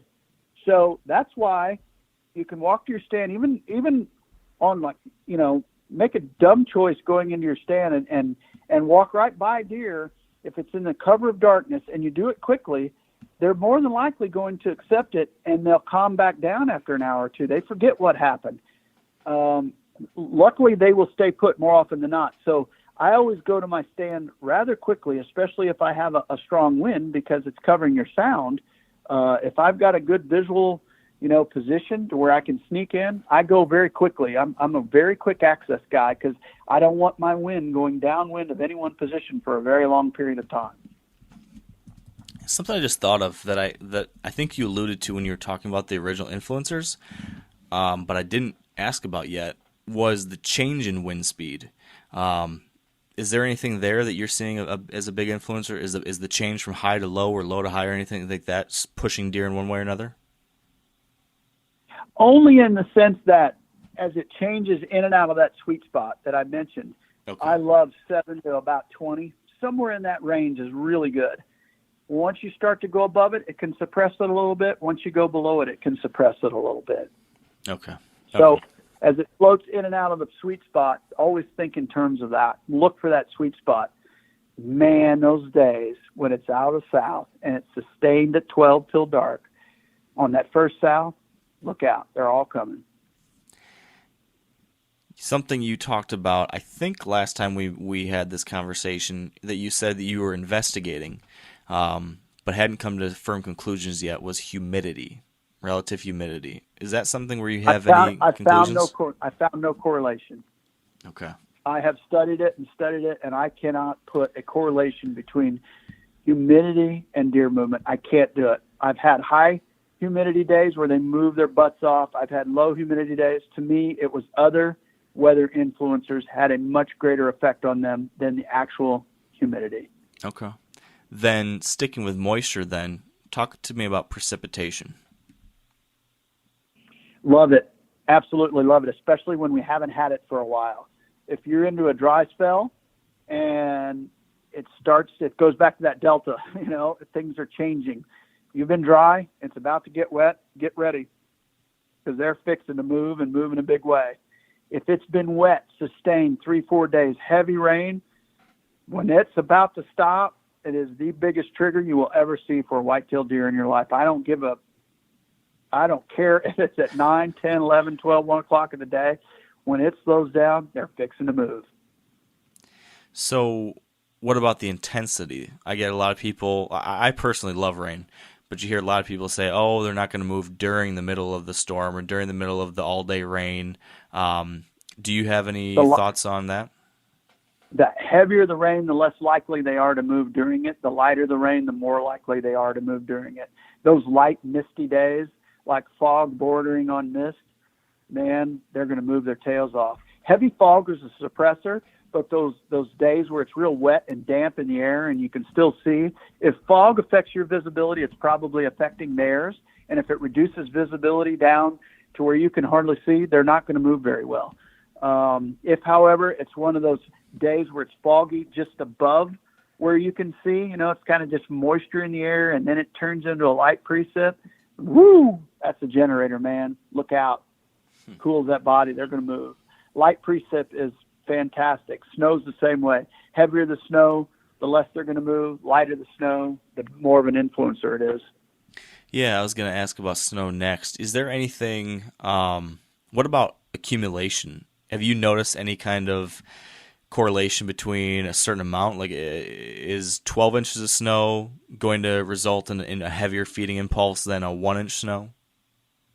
Depends on the time of the year and how many snows we've already had. If it's the first snow, they'll react one way. If it's the 10th snow, they'll react a different way. Once they get used to it, the snow really doesn't affect them that much anymore, but they got to equalize to it and they got to get used to it in their environment. Snow down in Texas and watch them versus snow up in Michigan and watch them. It affects every deer herd differently depending on how used to it they are or how not used to it they are. Yeah. Yeah, I feel like some of it, you got to use your own common sense in certain areas, Yeah. We had snow out that Texas ranch, and they literally didn't move for 2 days. It's interesting. Freaked them completely out. Yeah, and I feel like I could see that's a unique scenario, I think. But if I were to take a look at a lot of what we're talking about here, one of the core consistencies is whenever we veer from the average or we veer from the status quo, that seems to cue this change in behavior with deer, whether it be the change in temperature or the change in wind or the change in precipitation. Would you say that that's a consistent thing we're seeing here over and over again? Is it's that shift? It's the shifting conditions oftentimes that's triggering something. That seems to be it is quite often change, which the weather's ever changing, right? So energy conservation or, energy consumption is really what they're doing. They're either going to conserve energy or they're going to go try and recharge their batteries. Really depends upon what time of the year it is, how big the front is, how much change there is. I mean, that's how they live. They have to eat. They are slaves to their stomach. And it revolves around those fronts, how much it threatens their well-being, how much it threatens their ability to stay at peak form. All of those things will affect them. So it really depends on the time of the year and how vicious the front is. And it changes through each phase drastically, honestly. Yeah. What,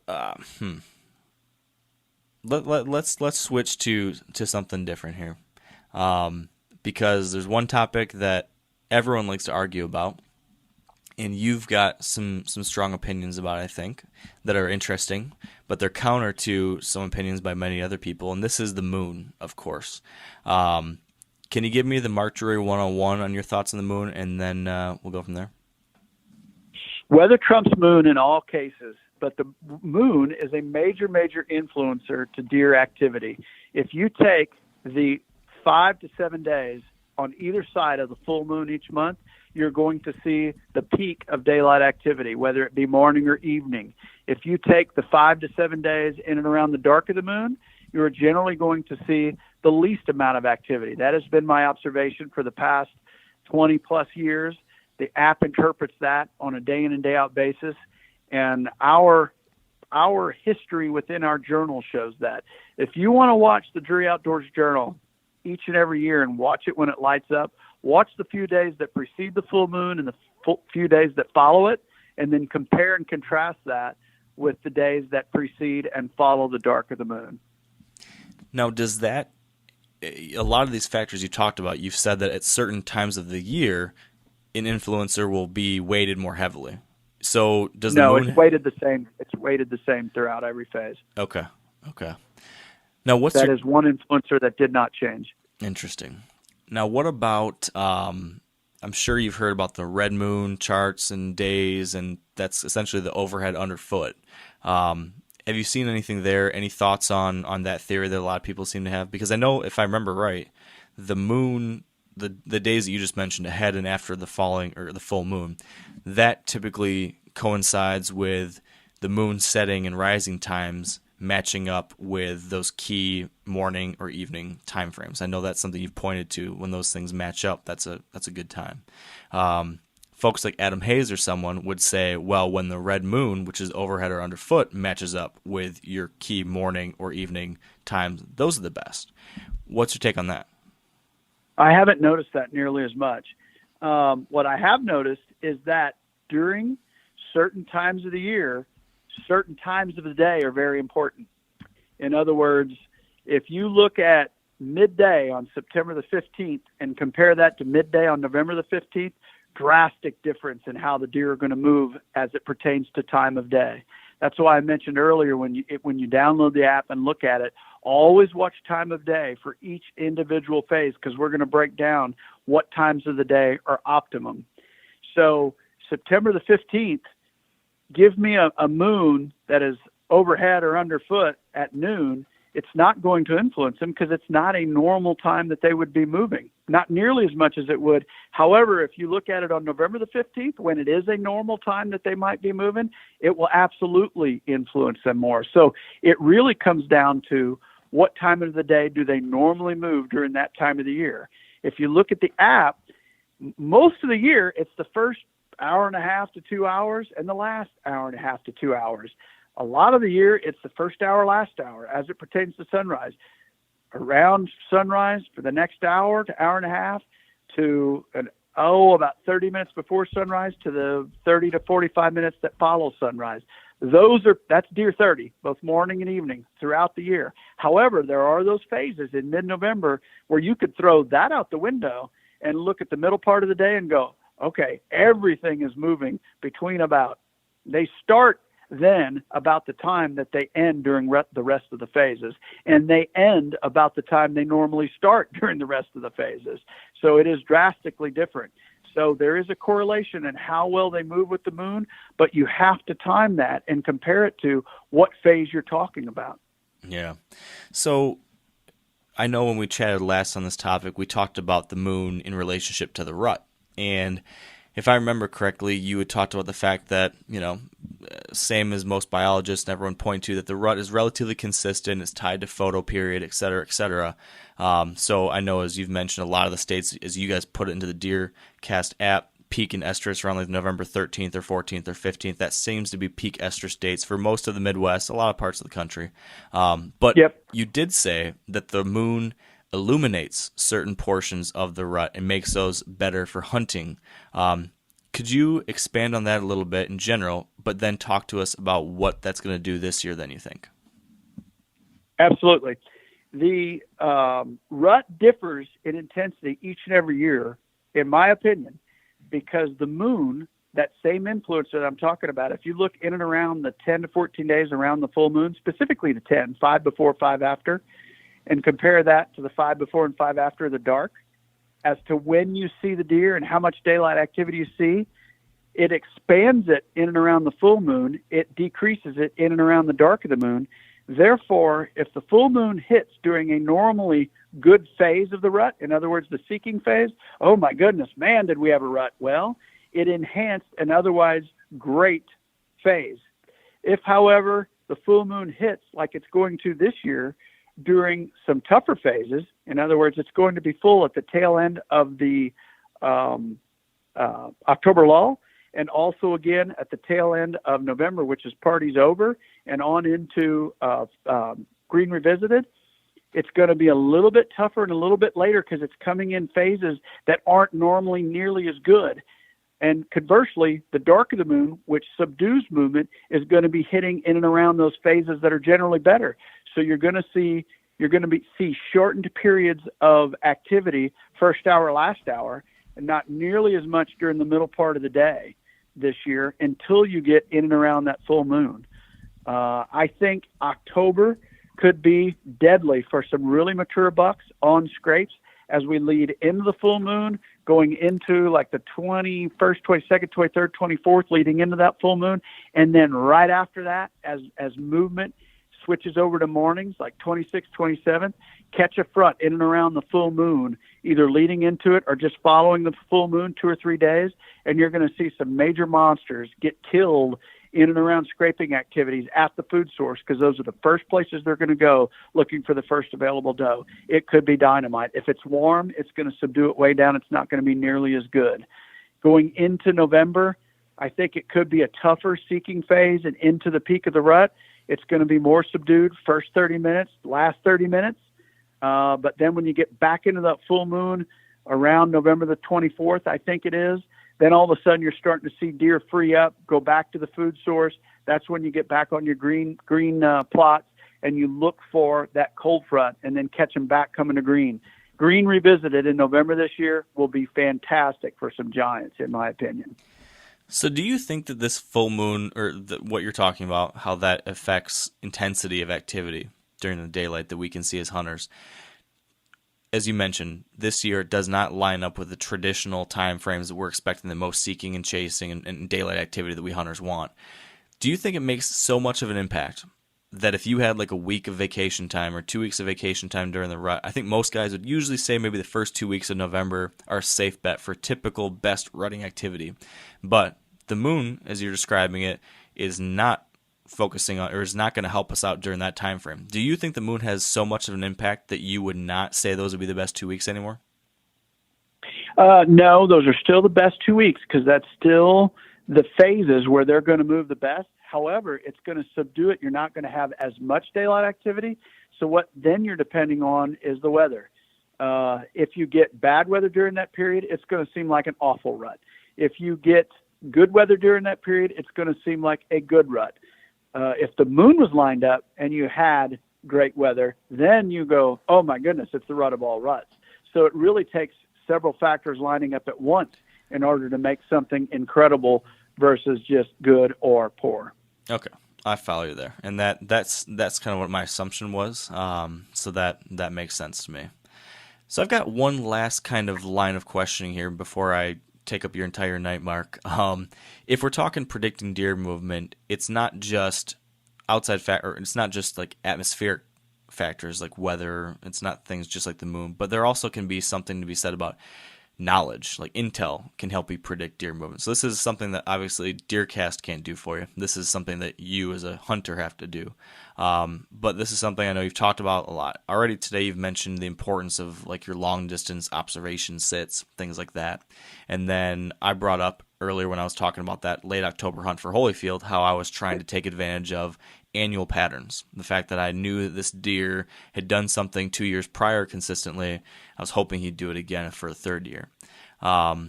So I guess if we continue the pattern we've done, can you give me a quick overview of your thoughts on how annual patterns and what you can learn from historical trail camera pictures can help you predict deer movement?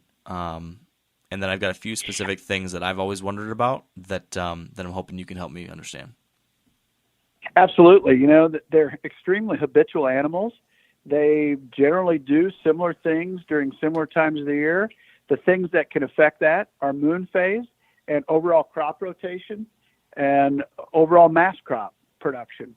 So while you can scout a deer one year, you were given your Holyfield example a while ago, and I thought back to the year that you mentioned would have been 16, when that moon would have been very favorable for that period, specifically September 24th and 25th. I don't recall what 15's moon was, but 16's moon would have been very favorable right then. So that could have been the thing that had him on his feet during daylight. So always keep those conditions in mind and understand that there may be influencers on certain days that have him on his feet. The best thing you can do is go back and look at weather history for those dates and go, okay, why did he move on daylight activity here? What was it about the weather? Was it a major cold front? What was the wind? What was the departure from average? What was the pressure? What had the weather been, and what was it about to do? And try to understand why he moved that day, and then look at what the moon phase was. So I look at historical data from my photos. I always scout a year in advance, but then I take this year's coming conditions in terms of moon, how it affects the rut, what the mass crop is, what the actual crop rotation is, and then try to apply that to the own knowledge within my head and go, okay, what's he going to do this year? So it's one thing to analyze past information. It's another thing to take it, interpret it, and then make a prediction on how he's going to maneuver through the season based on all those conditions this coming year. Yeah. So you are who you are because you're a rock star, Mark, because those are exactly all the things I've struggled with to try to figure out, which is, so what matters more? Is it the date? So should I be so tied to those dates, October 24th, 25th, like I was, or do the specific conditions that happened matter more? Should I have been more so looking for, okay, I don't care whether it was October 24th and 25th. I more so should be looking for the X moon with the 15-degree or more temperature drop and high pressure. Would you rank one over the other, or how do you process all that in your head when you're weighing those things? I would have looked at conditions for sure. And I would have looked at which direction he was heading, like what food source was he going to, what was he coming back to, how good was the mass crop, how much did it affect his daylight activity, how poor was the mass crop, all those different conditions. And then you look at this year, the hand you're dealt, and see what he's doing. You also look at the health of the deer, and this is something I don't talk about a great deal, but it's something that absolutely makes a difference. In other words, I have seen deer in supreme health because they've had great feed all summer, they've had great rainfall, and then they get into the fall and they move their butts off because they're in super good condition. And then the next year you go through a drought, you got EHD lingering. They don't have the food source quality that they had all year. They don't feel as well, in my opinion, and therefore they don't move as well. So I look at the overall health of the deer herd. What's his rack look like from one year to the other? Did he all of a sudden not grow the rack you expected him to grow? Why did he not grow it? Okay. Did he have something nagging at him the previous year? Was it an injury? Was it a foot injury? Was it an antler injury from another deer? And is that why he was nighttime all year last year? Holy crap. He had a small rack last year. Even though he went from 3 to 4, he looked the same at age 4 that he did at age 3. He blew at age 5. Has his health regained? Is he back to the shape he was in at age 3? can I expect similar movement out of him at age 5 that I can at age 3? Even though his metabolism is going to slow down, he's physiologically mature, might he move a little better than he did at age 4? So you can look at a deer's health from year to year, and almost every time it will be an indicator, along with weather and moon, as to the overall amount of daylight activity he gave you. I also look at the herd dynamics, the population. Was I in a population area where the does were way out of whack? Oh, all of a sudden they changed the season and we were allowed to take a lot more does, or CWD sharpshooters went in and shot a lot more does or shot more deer and took the population down. Is he going to move more because there are fewer does available? Or conversely, the state took the doe limit down in this area. There are more does. I'm seeing more does this year than I've ever seen. Is he going to move less because there are more does available? So you have to look at almost every aspect that could affect that deer's movement and then put a game plan together on him, because there are certain years where they move very well and certain years where they don't. Some of that's health, some of that's weather, but a lot of it is just all the other aspects that influence him on an annual basis. Huh. Wow. You're blowing my mind right now, Mark, because those are a lot of interesting things to think about. And as you were walking through that like hypothetical scenario, a lot of it was kind of matching up with my Holyfield situation last year, because 15 and 16, he was very daylight active. He was following. He had some consistent behaviors, et cetera, et cetera. And then last year, now this could also just be because he was more mature, but last year he ghosted all of October. I wasn't getting many pictures, no daylight activity. He didn't do the things he'd done in the past. He showed up in early November for about a 12-day period, and then he was a ghost. He was completely off all my cameras, no sightings, nothing for the next month and a half. And then I found his shed in January. So he shed really early. So maybe he had some kind of injury. Yeah. Yeah, something's nagging at him. When a deer's not moving during daylight, and he should be, something's nagging at him. He's got a foot injury. He's got a horn that he got horned. He's got a touch of VHD. He's trying to recover from it. He's got some virus. He's got some infection, and he's not moving, man. I've seen him. We've sat there and watched him. Freaking hoof rot in December. Bucks that have been moving great all November. You get a muddy December. They get infection in their hooves because of all the scratches on their hooves from running through the rut. They get a little infection in that leg, man, it shuts them down. They can hardly walk anymore. The next year, they don't move very well because they've had that infection. They didn't do very well. Conversely, I've seen the opposite. If a deer gets injured early in the season, like October, he gets a cut, all right, and then he doesn't participate in the rut, sometimes that healing process that took place because of whatever bugged him in September or October that holds him out of the rut ends up making him an incredible Kong the next year because he did not partake in the rut and pull all of his body weight down. He was actually healing up during the rut, and then the next year is the year you see his rack explode. I truly believe that that's one of the factors why you see these unbelievable monsters just pop up, and you go, how in the hell did that happen when he looked like this last year? It's probably because he did not participate much in the rut the previous year. And it might have been an injury that put him on the DL during the toughest period of their life each and every year. And that's why he rebounded, went through the winter healthy, and then came out of it smelling like a rose. Herd health and individual deer health has a lot to do with your ability to take any particular deer at a year, and also what he's going to look like when you take him. Yeah. Huh. Yeah, I could see that being the case for sure. This is some really interesting stuff. All 5-year-olds are not created different, are all not created the same. All 6-year-olds are not created equal.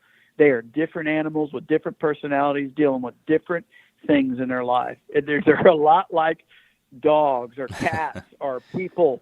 I mean, there's stuff nagging at them out there. And the more you watch this herd health with CWD, EHD, and the minerals that they take in and what health they're in with drought, how much rainfall they got, what the winter was like the previous year, all of those things end up being factors that end up controlling deer movement in future years. Yeah. Look at how subdued and the movement was following the EHD outbreak of 12. Not only did we have fewer deer because they died, we had a sick herd that was the ones that got it, that didn't die from it, were trying to get rid of it. and it subdued the movement for the next couple seasons, in my opinion. We didn't have as many. They weren't healthy. The racks looked like crap. It took years to get that worked out of the herd. They're finally now getting back to where they should be, where the herd starts. The herd now, to me, resembles what it did in 11 and 12 before it hit. Yeah. And here we are dealing with a monstrous drought in the Midwest again. It is almost unbelievable that we're put up against this again this year. Yeah. But that's the way it goes, man. That's what they're dealing with every year. It's all weather related. Yeah, yeah. So one last question on this annual pattern thing that popped into my head as you were kind of walking through this those couple items there. And I've heard a couple people theorize about this, and that is the idea of looking at annual patterns within doe family groups, so that you might be able to predict when, like, maybe a certain mature doe might go into estrus at the same time every year. And if you know that the best doe bedding area in your farm is over, by the creek, that whatever that mature doe might be back there year after year, and if she comes into estrus, the first doe, if she's the first one to come in estrus every year, you might know to focus there in a certain time frame. Is there anything to that, you think? 100% accurate. I would adhere to that 100%. I think that was a very well articulated. That deer is not stupid. If he went there and she came into estrus early the previous year, guess who he's going to seek out early the next year? He's not dumb. That is absolutely a true statement. And herd health goes into doe's participation in the rut. If them honeys aren't out there moving around, those bucks don't have to move around. How well the does move sometimes is indicative of how well the bucks are going to move. The does are what cause the frenzy. Yeah, yeah. So if you saw a particularly great amount of rutting activity during maybe on this property early in the year, let's say for whatever reason, October 28th through the 31st, it was just lights out on this property the last 2 years, it's probably a good indicator that there's a reason for that, maybe outside of other factors, and that you should make sure to be at that spot again, maybe around that time frame. Yes, but it could be a food source that has a certain doe group in that area. It may just be that there's more does there that year. It might be because there's acorns falling. The next year there may not be an acorn crop. They could be a half mile away on a cut cornfield, and then all of a sudden the magic circle moves over there. So make sure you're trying to interpolate everything, not just, it happened this year, so it's going to happen again next year. Yeah. It might be 3 or 4 years before that same scenario happens again, but don't forget it, because it's going to repeat itself at some point. You've got to look at everything else and go, why are they there? Are they there every year? Is it a food plot that I put there that wasn't there last year? Is it a clover field that's green this year, but it wasn't last year because we had a drought? Is it acorns that are dropping early? Those types of things. Yeah. So look at why the does are there. Yeah, that makes a lot of sense. So you see a pretty significant flip-flop with the crop rotation then from corn to beans a lot of years? Massive. Yeah. It's massive. Yeah. Yep. That makes sense. Well, Mark, I've kept you longer than I'm sure you wanted, probably. So I'm gonna let you get off the line now and get back to important things in life. But this is, as it always is, fascinating. I really appreciate you taking the time to do this. And I guess any more details regarding DeerCast that you want to share with the audience? We haven't talked about timing of when that's going to be available yet. Can you talk about that too, and anything else folks should know if they want to get their hands on that? When's your podcast going up? This is going to go out Thursday of next week, which is the 29th, I think, maybe? Oh, perfect timing. It'll be available 8/28, God willing. Fingers crossed? Fingers are very crossed. You bet. I hope we don't. We have put a tremendous amount of support behind this app in terms of marketing. And our biggest fear is that on 8/28, something crashes. So we won't know. It's kind of like Y2K. We're not going to know whether it happens until it gets here. So, it's due out on 8/28. So God willing, it'll be available when your podcast goes up. Okay. And they can find that just by going to, is that available on Apple and Android and all those things, and just go to their app stores? You got it, man. It's going to be under DeerCast. DEERCAST, one word, DeerCast. Perfect. Well, I'm definitely going to be picking up as soon as it comes out, and I think just based off what you've shared with us today, I got to imagine there's going to be a whole lot of other folks that are going to be very intrigued to check it out as well. So I'm excited about it, Mark. Thanks for putting in all the work for that kind of thing, like for putting in so much time and energy to create a tool like that for us hunters. I appreciate that, and I appreciate you being here and answering these questions. Man, I'm happy to do it. I hope everybody downloads it, enjoys all the different content in there, watches the kills as they happen this year, looks back at some of our old VHS stuff. I've been sitting there watching videos that I haven't watched in 25 years. I'm not joking. King of the Spring, Sound of Spring, and I'm thinking to myself, what were we thinking? It's pretty funny, honestly. If you want to have a laugh in the app, go into the old video section and watch it. And then, of course, DeerCast. We're anxious to hear back from people how we can tweak it. The algorithm is relatively easy to tweak, and we're going to be tweaking it as the seasons come and go. You know, if there's something that we're missing, we're going to add it in there. If there's something that's a little too optimistic, we'll pull it down.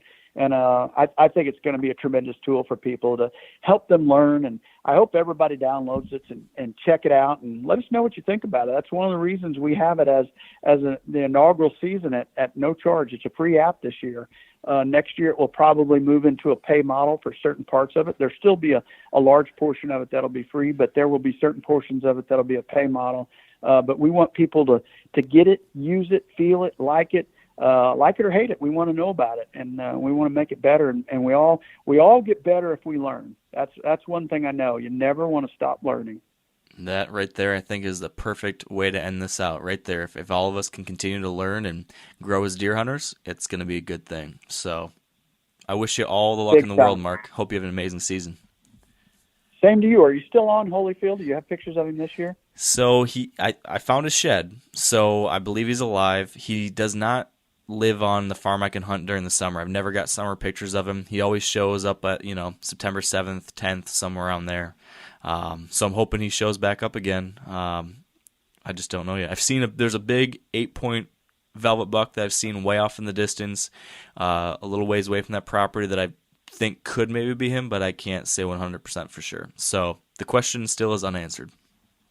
Your moon is very reminiscent this year as it was in the fall of 2016. Those pictures should be very helpful to you. Oh, all right. Well, that is a good pro tip. I'm going to go take a look at those and think about that some.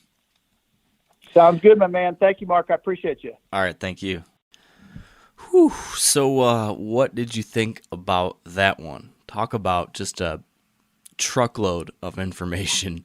A lot to process there. If you're at all like me, you're probably going to want to go back and listen to this one again, maybe take notes, think back through different past situations of your own, think about future situations. It's just fascinating stuff. Mark's got a lot of interesting theories, and this DeerCast app, I think it's going to be a pretty neat tool. I've already been checking it out, and I like how it can kind of help you confirm or refute kind of what your assumptions or your theories might be about upcoming deer movement based on your own understanding of these factors. So hopefully you enjoyed this one as much as I did. Just want to remind you again, follow along with my hunts. I take off here in just a couple days for Montana and North Dakota. You can follow all that on the Wired Hunt Instagram account, the Wired Hunt YouTube channel, the Wired Hunt Facebook page, and then we will continue with our podcast as well. And oh, by the way, Rut Radio kicks off next week too. So lots and lots of exciting things on the horizon, not to mention maybe your very own hunting seasons as well. And if you are going to be hitting the woods here in the coming weeks or month, good luck out there. Shoot straight. Enjoy your season. It's going to be a great one. I think we are all learning together throughout this process. We are all becoming better hunters, and I think this year it's all going to pay off. So thank you so much for joining us today, and until next time, stay wired to hunt.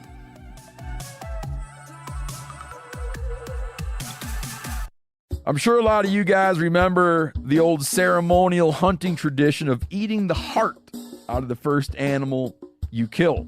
Meat from those organs are among the most nutrient-rich foods on the planet. You can get those same benefits your ancestors craved via convenient daily capsules from Heart and Soil. Find out more at heartandsoil.co. And remember, use code MeatEater for 10% off your purchase. You ever get that feeling the walls closing in, the concrete jungle suffocating you? You crave some wide open spaces, the chance to connect with nature, maybe in a spot all your own. Well, head over to land.com They've got ranches, forests, mountains, streams, you name it. Search by acreage. You can search by location. You can search by the kind of hunting and fishing you're dreaming of. Land.com. It is where the adventure begins.